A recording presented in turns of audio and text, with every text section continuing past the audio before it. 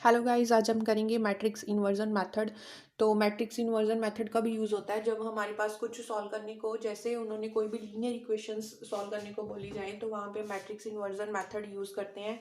जैसे मान लो कोई भी यहाँ पे गिवन इक्वेशन है ऐसे, x+2y+3z and x+3y+4z is equal to कुछ भी है 2 3 4। तो उसको मैट्रिक्स मैट्रिक्स के चैप्टर में कैसे सॉल्व करते हैं? By using matrix inversion method. तो ये हम सॉल्व करेंगे। Let us solve an example so that हमें अच्छे से क्लियर हो जाए कि मैट्रिक्स इन्वर्जन मेथड क्या है। तो ये हमें कोई भी इक्वेशंस गिवन है, जैसे मान लो x+y+z is equal to 6 and x+2z is equal to 7 and 3x+y+z is equal to 12। तो ये हमें गिवन है इक्वेशंस, तो हमें फाइंड करना है कि ये कैसे सॉल्व होंगी by using matrix inversion method. तो उसके लिए हम क्या करेंगे, इनको पहले मैट्रिक्स में कर देंगे कि मैट्रिक्स में से कैसे लिखते हैं। मैट्रिक्स में लिखने के लिए ये हमने मैट्रिक्स ड्रॉ की यहाँ पे।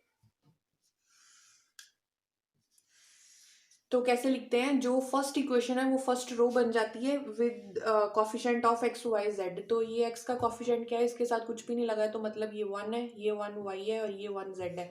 तो फिर ये फर्स्ट रो बन गई 1 1 1। देन सेकेंड इज ये हमारे पास x 2z और 7। तो ये हम इसे कैसे लिख सकते हैं, ये यहाँ पे इस इक्वेशन को लिख देते हैं। जैसे मान लो x, तो ये y हमारे पास नहीं है, तो उसमें ये लिख सकते हैं 0 × y and +2z is equal to 7। 0 × y is 0, तो 0 ऐड कर सकते हैं किसी में भी, आंसर वही रहेगा सेम। तो ये इसका कोफिशिएंट का आ गया 1, ये 0 और ये 2। तो ये सेकेंड रो बन गई 1 0 and 2। Next third is 3 3 × x 1, ये 1 लिख सकते हैं, और ये 1 × z, तो ये बन गई 3 1 1 3 1 1। तो ये नेक्स्ट है हमारे पास। अब हमें क्या करना है, एक्स वाई जेड। तो ये यहाँ पर लिख लिया x, ये एक्स वाई जेड, ये जो यूज हो रहे हैं एक्स वाई जेड, ये हमने यहाँ पे लिख लिया into is equal to b. ये जो इक्वेशंस, लीनियर इक्वेशंस जिसके इक्वल है, ये फर्स्ट वाली है 6 की इक्वल, सेकंड है 7 की इक्वल एंड लास्ट है 12 की इक्वल। तो ये इसकी इक्वल आ गई, तो हम इसे बोलते हैं a into x is equal to b. इसे मान लिया हमने कैपिटल A, ये है कैपिटल X, क्योंकि इसमें ये एक्स वाई जेड है सॉल्व हो रहे हैं जो जिनकी वैल्यू हमने फाइंड करनी है। एंड थर्ड B हमने मान लिया 6 7 12 को। तो एक चीज हमने याद रखनी है, मैट्रिक्स इन्वर्जन मेथड है तो मतलब इन्वर्स यूज होगा इसमें। तो ये हमने लिख लिया AX is equal to b. अब इसको सॉल्व कैसे करेंगे, ये हमने मल्टीप्लाई कर दिया इसको ए इनवर्स के साथ। तो a inverse into a x is equal to a inverse into b. तो ये ए इनवर्स, ये ए की पावर -1 इंटू 1। तो ये बेसिस सेम है, तो पार्ट्स ऐड हो जाएंगे, -1 + 1 दैट इज ए की power 0 that is 1। So they ये 1 × x is equal to a inverse into b. 1 × x is x, तो x किसके इक्वल आ गया, ए इनवर्स बी। तो ये हमने मेथड हमें लर्न करना है कि मैट्रिक्स इन्वर्जन मेथड में एक ही फॉर्मूला लगता है, that is x is equal to a inverse into b. अब x क्या है, x ही इसके इक्वल है, ये सारा x है, ये सारा x है, ये b है और ये a है, a into x is equal to b।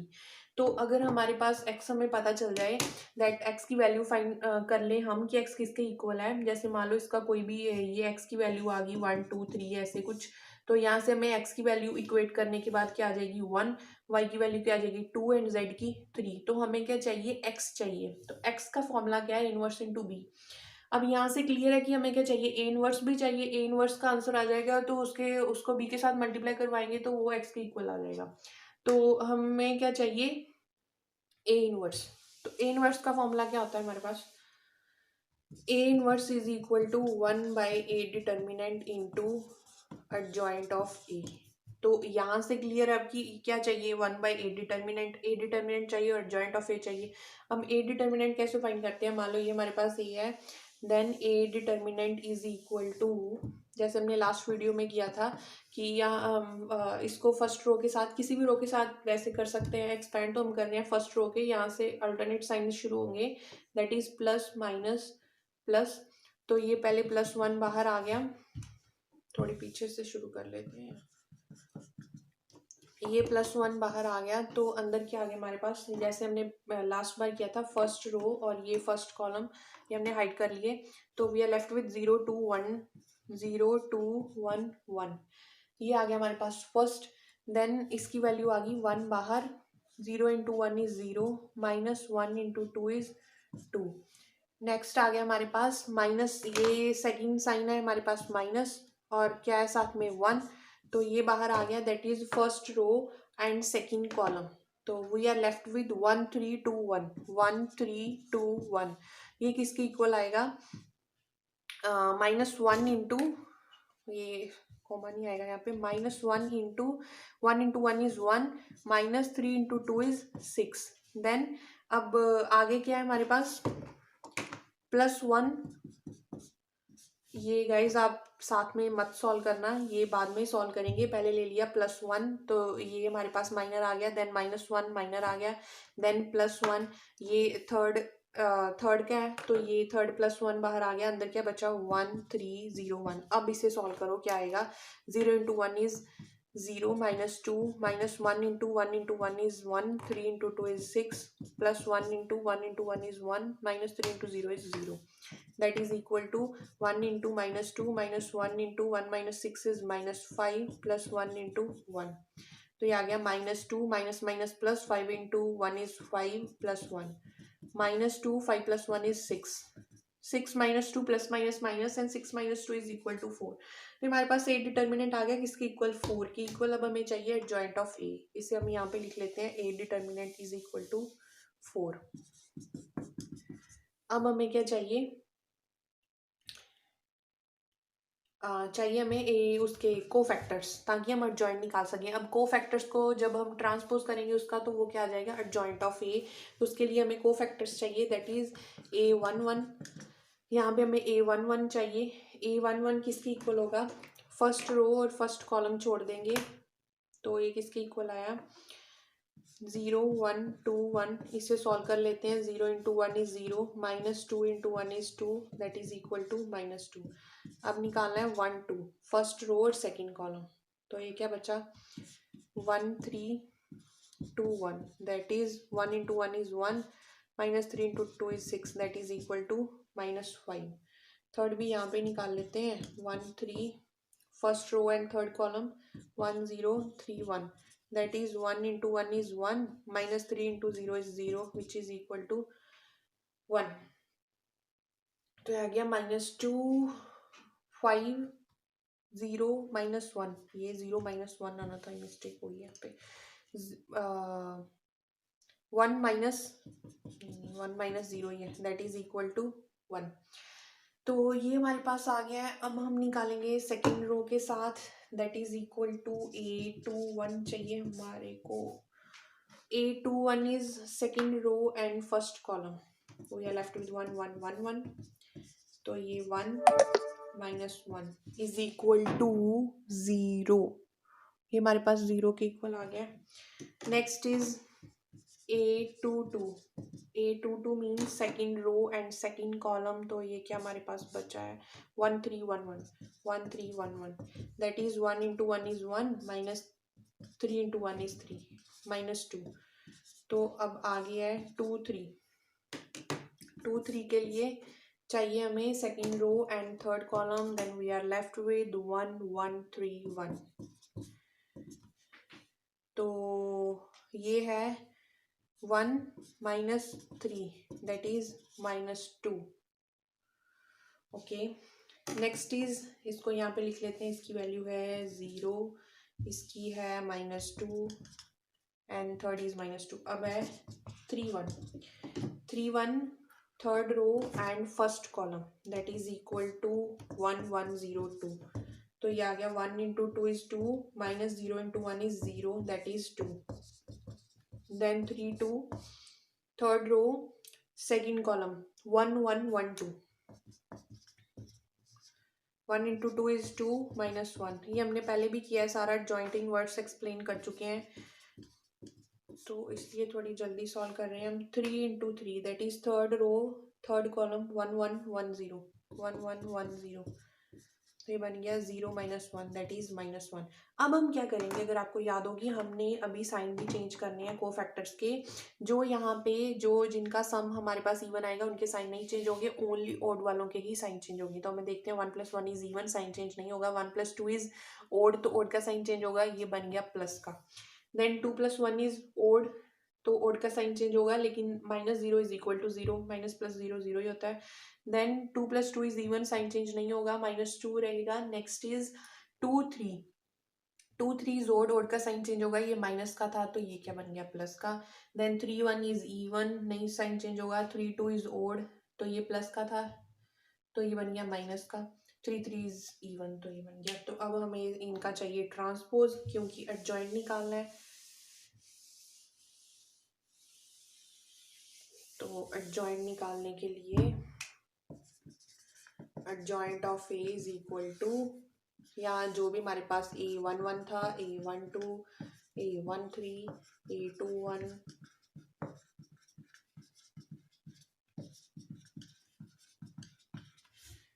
इसकी वैल्यू किसकी इक्वल आई है, उसका ट्रांसपोज। इसका ट्रांसपोज निकालेंगे तो एडजॉइंट ऑफ ए है हमारे पास -2 5 1, जो इनकी जो वैल्यू आई थी पहले 2 2 की आई थी, -2 इसकी 2, देन इसकी 2 -1 -1। इसका ट्रांसपोज करना है, मतलब जो रोज थी वो क्या बन जाएंगी, कॉलम। तो यहाँ पे निकाल लेते हैं। ये फर्स्ट रो -2 5 1, तो ये कॉलम बन गया -2 5 1।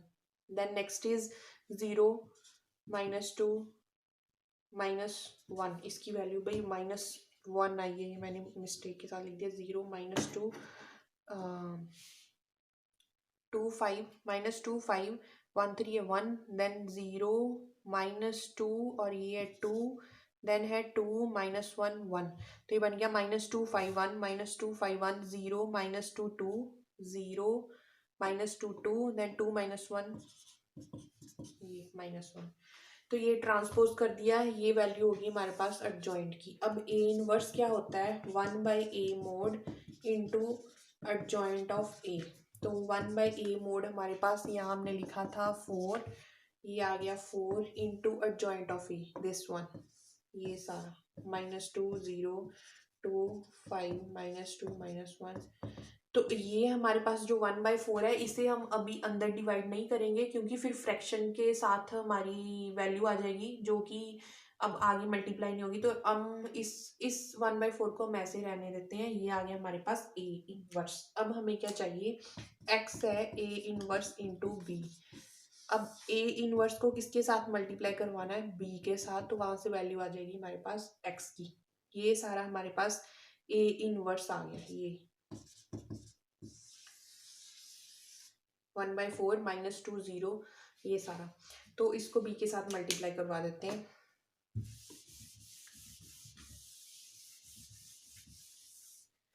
बी के साथ मल्टीप्लाई करवाया, x is equal to a inverse into b. A inverse है इसके इक्वल -2 0 2 5 -2 -1 1 2 -1, और b क्या है इसके, जो ये हमने b निकाली थी 6 7 और 12। अब इसके साथ मल्टीप्लाई करवाएंगे।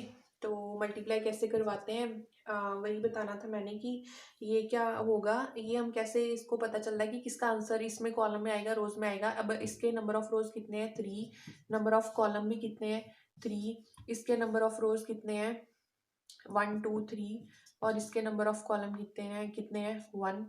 तो ये हम क्या लेते हैं यहाँ से, इसकी रोज और उसके कॉलम। तो ये हमारे पास आंसर क्या बनेगा, 3 × 1, that is number of row is 3, तो कॉलम 1 ही बनेगा, वही इसका आंसर आएगा। तो वो हम सॉल्व कर लेते हैं यहाँ से।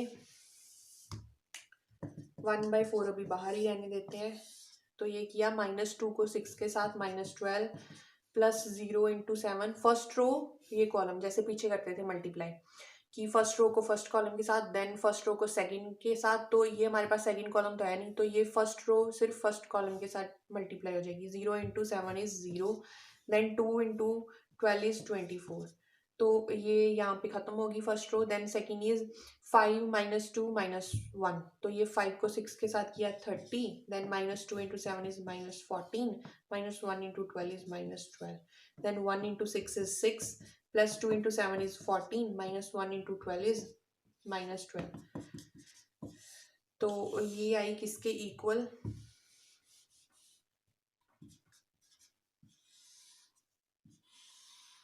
minus 12 plus 24 is 12. Then minus 14 and minus 12. Minus 14 and minus 12 is minus 26 and plus 30 is equal to 4.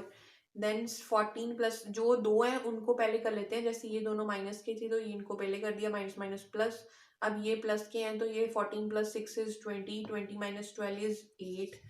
तो ये जब 4 को हम अंदर लेके जाएंगे क्योंकि हमें एक्स वाई जेड की वैल्यू चाहिए, ये बन गया 12/4, ये 4/4, ये 8/4, तो ये कट गया 3 के साथ, ये 1 के साथ, ये 2 के साथ, तो इसकी वैल्यू किसके इक्वल आ गई 312, 312। ये किसकी वैल्यू है, एक्स की है, एक्स की वैल्यू है, तो एक्स किसके इक्वल है, आगे एक्स किसके इक्वल है, एक्स वाई जेड के, 312 इसके इक्वल हो गया।